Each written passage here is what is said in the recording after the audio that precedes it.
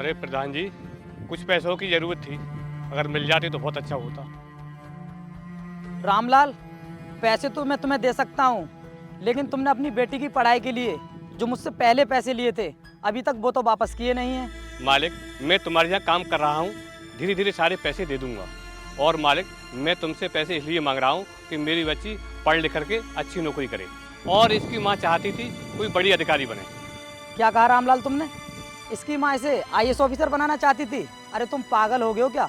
इससे अच्छा तो ना इसको कपड़े सिलने वाली मशीन ला कर दे दो, उससे कुछ पैसे कमा लेगी, और इस तरह मजदूरी करके तुम इसे कभी भी आईएएस ऑफिसर नहीं बना सकते। पापा, अगर प्रधान जी पैसे देने से मना कर रहे हैं तो अभी रहने दो। अरे बेटा, पढ़ाई कराने के लिए पैसे की ज़रूरत पड़ेगी, तो हम किससे पैसे मांगेंगे? प्रधान जी से नहीं मांगेंगे तो। प्रधान जी, मेरे पास 2 बीघा ज़मीन बची है, अगर तुम चाहो तो उसे गिरवी रख दो और मुझे पैसे दे दो। ठीक है रामलाल, अगर तुम अपनी ज़मीन को गिरवी रखना चाहते हो और पैसे लेना चाहते हो तो फिर ये गलत नहीं है। आप शाम को घर आ जाना और जितने भी पैसों की ज़रूरत है मुझसे आकर ले लेना। ठीक है प्रधान जी, बहुत बहुत धन्यवाद। मैं शाम को आपके घर आ जाऊंगा और पैसे आप दे देना मुझे। ठीक है रामलाल, मैं चलता हूँ अब।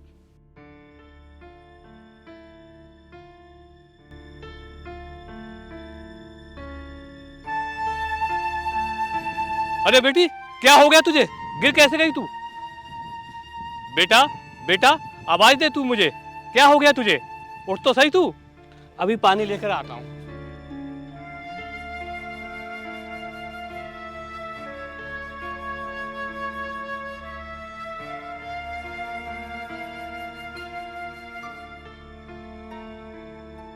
ठीक तो है तू बेटी? हाँ पापा, मैं ठीक हूँ। वो बस मुझे ना चक्कर आ गए थे, इसलिए गिर गई थी। बेटा, मैंने कितनी बार तुझसे मना किया है तू खेत पर मत आया कर, लेकिन मैं बूढ़ा जरूर हो गया हूँ, खेत के सारे काम कर सकता हूँ मैं। पापा, आप दिन रात मेहनत करते हो, क्या मैं थोड़ा बहुत काम आपके साथ नहीं करवा सकती? और हाँ पापा, आप मेरी टेंशन इतनी मत लो। मैंने ना सुबह खाना नहीं खाया था, इसलिए मुझे चक्कर आ गए थे। बेटा, तू इतनी बड़ी हो गई और बच्चों जैसी बातें करती है। पापा, मैं चाहे कितनी भी बड़ी हो जाऊँ, पर आपके लिए ना हमेशा बच्ची ही रहूंगी। ठीक है बेटा, चलो घर चलते हैं और तू खाना खा लेना। अगर दोबारा तुझे चक्कर आ गए तो मेरी जान निकल जाएगी। ठीक है पापा, चलो चलते हैं घर पे। ठीक है।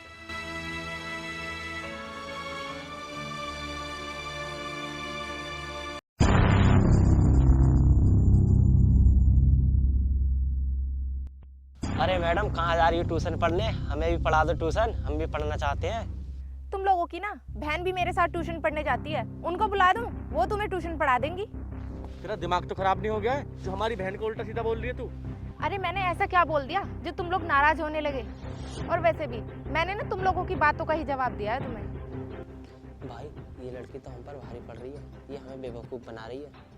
अरे कान में क्या बोल रहा है? जो भी बोलना है मेरे मुंह पे साफ साफ बोलना। और तुम लोगों को शर्म नहीं आती ऐसी हरकत करते हुए? और मेरे साथ तुम्हारी बहन होती तो तुम उनके साथ भी यही सब करते क्या जो तुम मेरे साथ कर रहे हो? तुम जैसे लोगों की वजह से ना एक माँ बाप ना अपनी बेटियों को कॉलेज जाने से रोक लेते हैं, क्योंकि उनको ना डर रहता है कि उनके घर की इज्जत मिट्टी में ना मिल जाए। बस तुम लोगों को तो अपने मजे से मतलब होता है। और हाँ, सोना तुम्हारी बहन का नाम है ना। कॉलेज के बाहर ना कल उसे 2 लड़के छेड़ रहे थे, पर उसने तुम्हें नहीं बताया होगा। अगर वो तुम्हें बता देती तो शायद तुम उसका कॉलेज जाना ना बंद करवा देते। इसलिए ना कोई भी लड़की अपने बाहर की हरकत ना घर पे नहीं बताती जाके। सॉरी दीदी, हमें माफ़ कर दो, हमसे गलती होगी। आगे से हम किसी लड़के के साथ ऐसा नहीं करेंगे। उम्मीद तो मैं तुमसे यही करती हूँ कि आज के बाद तुम किसी भी लड़की के साथ ऐसी हरकत ना करो। ठीक है, अब मैं चलती हूँ क्योंकि मैं ट्यूशन के लिए ना लेट हो रही हूँ। अरे यार, वो लड़की बिल्कुल ठीक कह गई थी। अगर हम उसको छेड़ेंगे ना तो हमारी बहन बेटी भी है, हमारी बहन बेटी को कोई ना कोई छेड़ सकता है। हाँ भाई, आज के बाद ना हम किसी भी लड़के के साथ ऐसा नहीं करेंगे।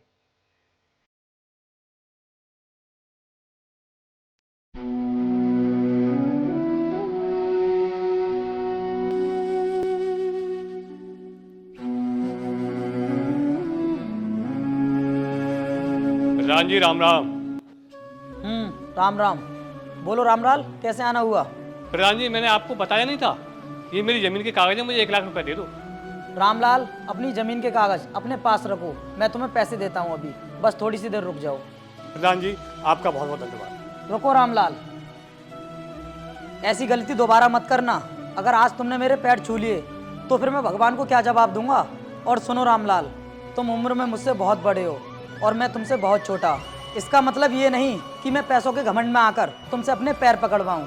सुनो मनोहर, रामलाल को अलमारी में से 1 लाख रुपए लाकर दे दो। ठीक है, अभी ला कर देता हूँ।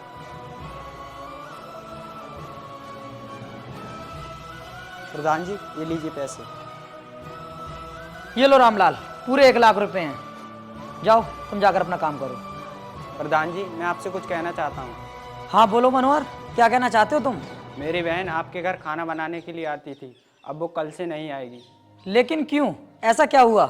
क्योंकि वो अब शहर पढ़ने के लिए जा रही है। ये तो बहुत अच्छी बात है मनोहर कि तुम अपनी बहन को पढ़ाना चाहते हो। आगे चलकर वो अपनी जिम्मेदारी को भी समझेगी। ठीक है प्रधान जी, अब मैं चलता हूँ। ठीक है, जाओ तुम। प्रधान जी, आपको बुरा ना लगे तो मैं एक बात कहूँ?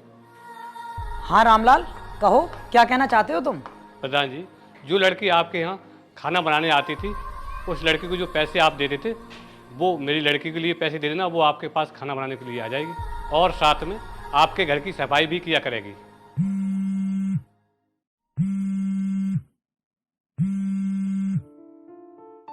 हाँ रोहित, क्या कहा भाई तूने? तू घर के लिए आ रहा है? चल ठीक है, लेकिन संभाल के आना।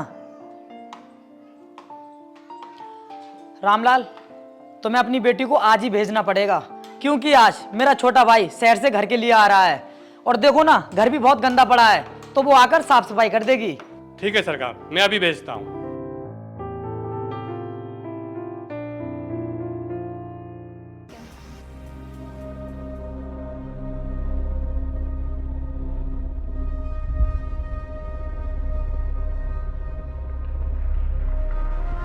मैं तो सोच रहा था कि गांव में पहुंचने के बाद मेरा मन कैसे लगेगा, लेकिन यहाँ पर तो भैया ने एक से एक खतरनाक पीस लगा रखा है काम पर। नागिन लग रही है नागिन, इससे तो बाद में मजे लूंगा।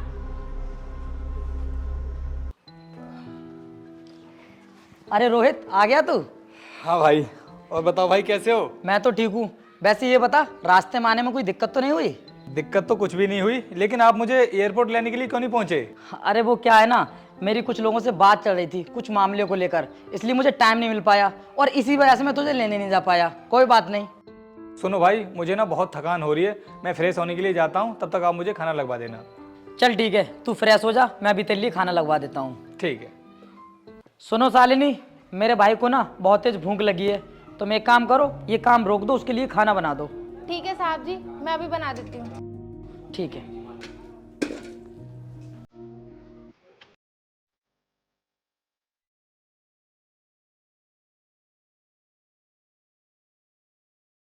मेरा हाथ छोड़ो, मैं कहती हूँ मेरा हाथ छोड़ो।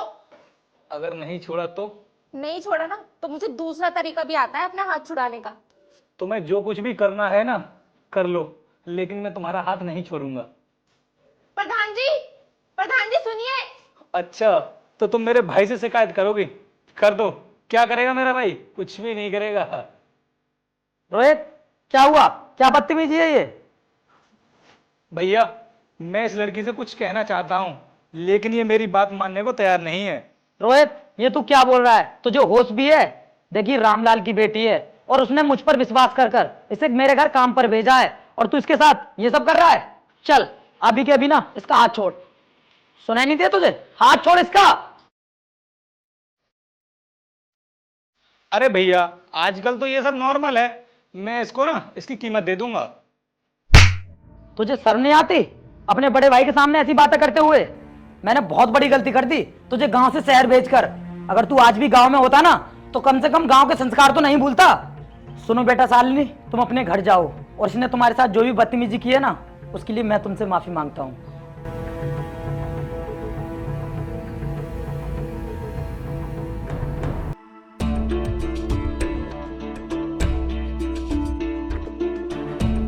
पता नहीं ये भैया अपने आप को क्या समझते हैं, उस 2 कौड़ी की लड़की के लिए मुझ पर हाथ उठा दिया। जी तो करता है कि उस प्रधान को ना अभी के अभी खत्म कर दूं, जान से मार दूं उस प्रधान को। और वैसे भी वो प्रधान मेरा सगा भाई थोड़ी ना है, मेरा सौतेला भाई है। उसको जान से मारकर और उसकी सारी प्रॉपर्टी को बेचकर शहर चला जाऊंगा, और उस बहन की लौड़ी लड़की को भी साथ लेकर के जाऊंगा। रखेल बनाऊंगा उसको, अपनी रखेल। उसने मेरे ऊपर हाथ उठवाया, साली मुंह दिखाने के लायक भी नहीं रहेगी। प्रधान, तू जहां भी है ना, समझ ले अपनी जिंदगी की अंतिम सांसें ले रहा है। क्योंकि मैं शहर से गांव इसीलिए आया था ताकि मैं तुझे जान से मार सकूं।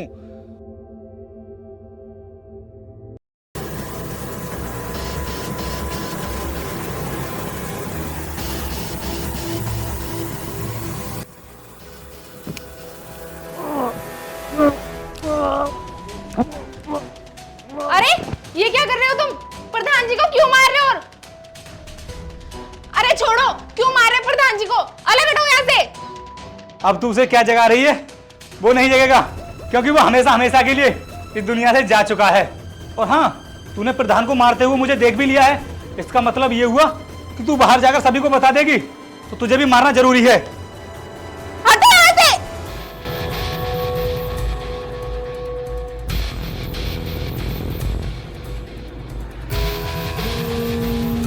पापा, पापा जल्दी चलो यहाँ से। लेकिन क्या हुआ बेटी? पापा अभी बताने का समय नहीं है, मैं रास्ते में आपको सब कुछ बता दूंगी। बेटी ऐसा क्या हुआ जो तू मुझे इतनी जल्दी घर से लेकर के आई? पापा वो प्रधान जी।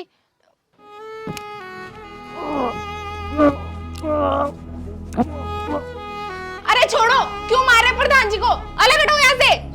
वो नहीं जगेगा, क्योंकि वो हमेशा हमेशा के लिए इस दुनिया से जा चुका है। अंकल उठिए, अंकल।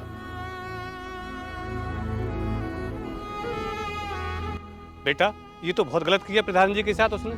प्रधान जी ने जिसको दूध पिलाकर इतना बड़ा किया, क्या मालूम थी उनके लिए कि वही उनको डस लेगा।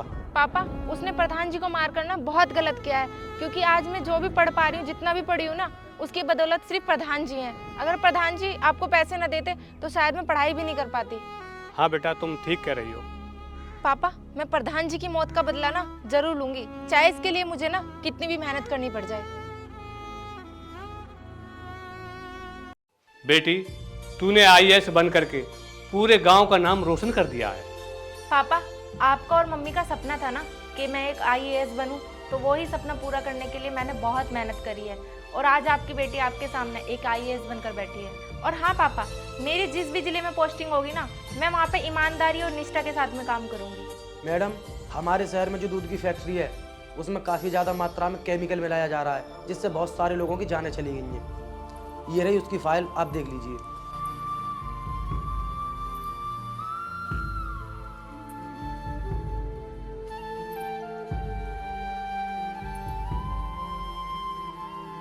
इंस्पेक्टर तुम गाड़ी निकालो, हम लोग अभी दूध की फैक्ट्री के लिए निकलते हैं। जी मैम। पापा मुझे ना फील्ड में कुछ काम है, आप घर जाइए, मैं आपसे घर आकर मिलती हूँ।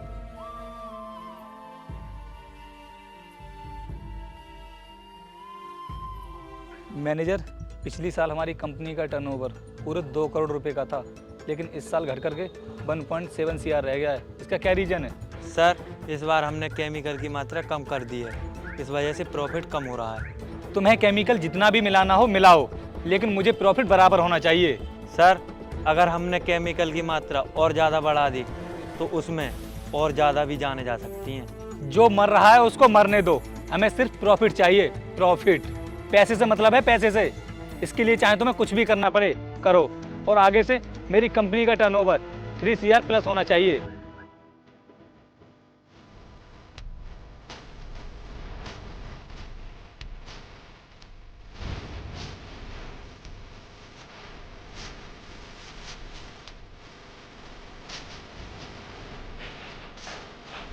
सर आप चिंता मत कीजिए, मैं सब कुछ संभाल लूँगा।